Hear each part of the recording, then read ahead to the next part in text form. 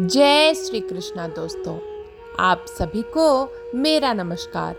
कल आप सबने कार्तिक मास महात्म्य कथा अध्याय 22 सुना।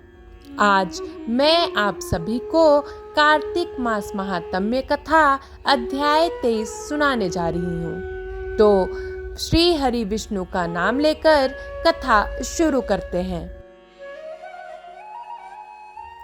कार्तिक मास महात्म्य कथा अध्याय 23वां अध्याय वर्णन। आंवला तुलसी जान, पढ़ने सुनने से कमल हो जाता कल्याण। नारद जी बोले, हे राजन, यही कारण है कि कार्तिक मास के व्रत उद्यापन में तुलसी की जड़ में भगवान विष्णु की पूजा की जाती है। तुलसी भगवान विष्णु को अधिक प्रीति प्रदान करने वाली मानी गई है। राजन, जिसके घर में तुलसी वन है वह घर तीर्थ स्वरूप है, वहाँ यमराज के दूत नहीं आते। तुलसी का पौधा सदैव सभी पापों का नाश करने वाला तथा अभीष्ट कामनाओं को देने वाला है। जो श्रेष्ठ मनुष्य तुलसी का पौधा लगाते हैं वे यमराज को नहीं देखते। नर्मदा का दर्शन, गंगा का स्नान और तुलसी वन का संसर्ग, ये तीनों एक समान कहे गए हैं। जो तुलसी की मंजरी से संयुक्त होकर प्राण त्याग करता है वह सैकड़ों पापों से युक्त ही क्यों न हो तो भी यमराज उनकी ओर नहीं देख सकते। तुलसी को छूने से कामिक, वाचिक, मानसिक आदि सभी पाप नष्ट हो जाते हैं। जो मनुष्य तुलसी दल से भगवान का पूजन करते हैं वह पुनः गर्भ में नहीं आते, अर्थात जन्म मरण के चक्कर से छूट जाते हैं। तुलसी दल में पुष्कर आदि समस्त तीर्थ, गंगा आदि नदियाँ और विष्णु प्रभृति सभी देवता निवास करते हैं। हे राजन, जो मनुष्य तुलसी के काष्ठ का चंदन लगाते हैं उन्हें सहज ही मुक्ति प्राप्त हो जाती है और उनके द्वारा किए गए पाप उनके शरीर को छू भी नहीं पाते।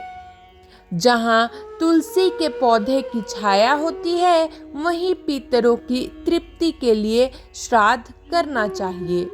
जिसके मुख में, कान में और मस्तक पर तुलसी का पत्ता दिखाई देता है उसके ऊपर यमराज भी दृष्टि नहीं डाल सकते, फिर दूतों की तो बात ही क्या है।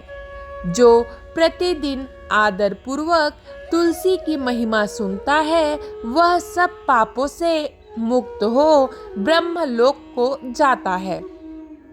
इसी प्रकार आंवले का महान वृक्ष सभी पापों का नाश करने वाला है। आंवले का वृक्ष भगवान विष्णु को प्रिय है। इसके स्मरण मात्र से ही मनुष्य गोदान का फल प्राप्त करता है। जो मनुष्य कार्तिक में आंवले के वन में भगवान विष्णु की पूजा तथा आंवले की छाया में भोजन करता है उसके भी पाप नष्ट हो जाते हैं। आंवले की छाया में मनुष्य जो भी पुण्य करता है वह कोटि गुना हो जाता है। जो मनुष्य आंवले की छाया के नीचे कार्तिक में ब्राह्मण दंपति को एक बार भी भोजन देकर स्वयं भोजन करता है वह अन्न दोष से मुक्त हो जाता है। लक्ष्मी प्राप्ति की इच्छा रखने वाले मनुष्य को सदैव आंवले से स्नान करना चाहिए। नवमी, अमावस्या, सप्तमी, संक्रांति, रविवार, चंद्र ग्रहण तथा सूर्य ग्रहण के दिन आंवले से स्नान नहीं करना चाहिए। जो मनुष्य आंवले की छाया में बैठकर पिंडदान करता है उसके पितर भगवान विष्णु के प्रसाद से मोक्ष को प्राप्त होते हैं। जो मनुष्य आंवले के फल और तुलसी दल को पानी में मिलाकर स्नान करता है उसे गंगा स्नान का फल मिलता है। जो मनुष्य आंवले के पत्तों और फलों से देवताओं का पूजन करता है उसे स्वर्ण मणि और मोतियों द्वारा पूजन का फल प्राप्त होता है। कार्तिक मास में जब सूर्य तुला राशि में होता है तब सभी तीर्थ, ऋषि, देवता और सभी यज्ञ आंवले के वृक्ष में वास करते हैं। जो मनुष्य द्वादशी तिथि को तुलसी दल और कार्तिक में आंवले की छाया में बैठकर भोजन करता है उसके 1 वर्ष तक अन्न संसर्ग से उत्पन्न हुए पापों का नाश हो जाता है।